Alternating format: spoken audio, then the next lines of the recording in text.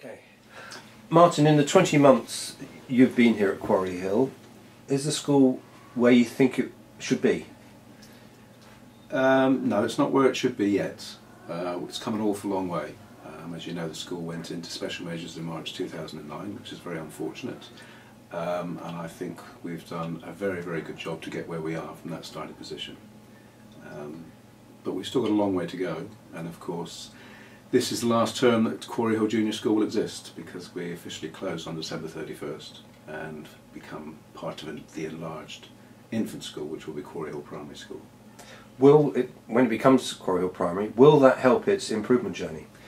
I think so, because I'm a big fan of primary schools rather than separate infant and junior schools. So yes, I think so. There are big challenges here because of the buildings, the physical challenges for staff and pupils and parents are going to be quite big to overcome. But I think when we start working together, get the minds together, then that can only have a positive benefit for both schools. Yeah. We interview many of the senior heads, and we used them over the years. What would you say, is there a difference between the primary head and the senior head? In leadership style, in the demands and challenges? Probably. I've not really sat down and considered it in that way. In terms of leadership styles and practices, daily practices, I would imagine, whether it's me or whether it's primary heads, very much getting involved in everything, because there isn't the size of the management structure to leave things to others to do and then to report back. I think the pressures and the demands are probably the same, or the level of them is probably the same, but the nature of them probably is different. And of course, a few years ago we first interviewed Linda Beegee at Grey School, taking that school out of special measures, and it looks like the head has to, would you say the style is not necessarily take the school by the scruff of the neck, or gently coax? I think to come out of special measures, and the journey we've done, it was formulating a very, very quick vision and being able to put quick fixes in place. And when you're doing quick fixes in a school, sometimes it can be taking things by the scruff of the neck and just saying, because that's what staff are saying, that's not acceptable, so we'll do something about it. And yeah, it's the head that's got to certainly take the lead and give the lead in doing something about things that need to change quickly. But when it comes to soft skills, last term was the first time we'd come here and filmed items, but we were very much taken aback with the end of term assembly and little touches like birthday cards to people whose birthdays was summer term. Yeah. A lot of people I know thought, what a fantastic little touch. Yeah. Well, that was in the school. The school was doing that when I arrived, and many schools do, I think. And I think those things in Quarry Hill Junior School were in place. The pastoral side of it, to a degree, was working well, or the structures and activities to try and make the pastoral side work well were there. We just needed to tweak some things on that to make that caring side of the school also have an impact on the standards that the school was achieving. And I think we've been successful in that. But you're right, it's a lovely thing about Quarry Hill School, and if you walk around it, on the first day I was here, although there were lots of issues, one of the things that came through very strongly was the politeness of the vast majority of the children, the happiness of the vast majority of the children, and the desire of everybody, children and adults, to want to do the very best they could. I think we've lost our direction a little bit. Is it, but juxtaposing soft skills is also hard evidence? Ofsted happy with your progress? Yeah, our most recent monitoring visit from HMI was the 4th one, and that one said that we have made good progress since being put into special measures. So yes, we're very pleased with that. This term is the telling one, because it will be the final visit the school will have, because we're closing, and we're all determined that when Quarry Hill Junior School closes, it will be seen as a satisfactory school, which I think it is, with some good things going on, rather than a school that's in special measures and closes in special measures. Working as a team, I mean, is it as obvious as gathering all the staff together over every couple of days, or how does that work in team building, teamwork? No, I think we regularly get together, and I think as a head I give a very clear indication of what the expectations are. and other senior staff in the school take up those expectations. So the teamwork comes from, I think that's it, having a shared expectations really, rather than necessarily having very regular or frequent meetings.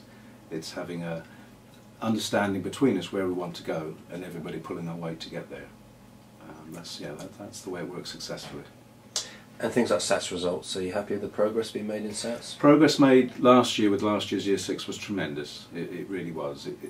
The data won't necessarily show that, because the progress since the children entered the school is not satisfactory, is not as high as we would have liked to have been. But we have to recognise there was a reason the school was put into special measures, it was struggling, and therefore by the time last year's Year 6 children started Year 6, their levels were very, very low. And the teachers did a fantastic job, with support from other staff as well, to get the children to, I think, a much, much better level in all sorts of ways than the previous year had done. So yes, I'm pleased with the progress we're making. It's not enough, we have to keep going, because we're determined to get up to national averages at least, which is where we think we should be. And the library must help. Library's fantastic, yeah. Good hard work done. You've interviewed Mrs. Jones about that, and she's done a tremendous job with her contacts with IKEA, who've helped us out a lot. We've now got all the books in and got all the books labelled, and we're working with the library service to make sure we get the proper Dewey systems put in. We now have a timetable where all the children are using the library on a regular basis. And what we've discovered is one of our cover supervisors used to work at Grace Convent as a librarian, and so she's now spending time each day with groups of children using her skills to develop the children's skills in using the library, which is great. It's good. And boys reading, how's that? Obviously that gets a lot of national press. Indeed, there's a programme recently where where Gavin Osborne, Gareth, I think. Yeah. Gareth went into the school in Petre Mead in Harlow. That's right. Yeah. Did you think that looked like? What was your response to something like that? If you saw it, and are there any quick fixes? I think there are quick fixes, I know that, but quick fixes will take you to a certain level, and they're the easy things really, from my experience. Your quick fixes you can raise up to quite a good level. It's the next stage of where you've got to the level you're at, but you know you need to go up further. And it's that last part of the journey, which we're in at the moment, which is tougher. It is tougher because you can only take small steps then, you're pushing as hard as you can. My reaction to that was, it's a TV programme, we know that, but I think the things that he was talking about were very, very valid. And we're not in a place to do that yet, but we do need to consider some more radical thinking about boys and girls and the differences between boys and girls, and what we might do about that. So we know that boys' reading is lower, but we also know that girls in maths and the sciences, and that's shown in our assessment data, that girls tend to not do so well in maths, even though they're doing better in literacy.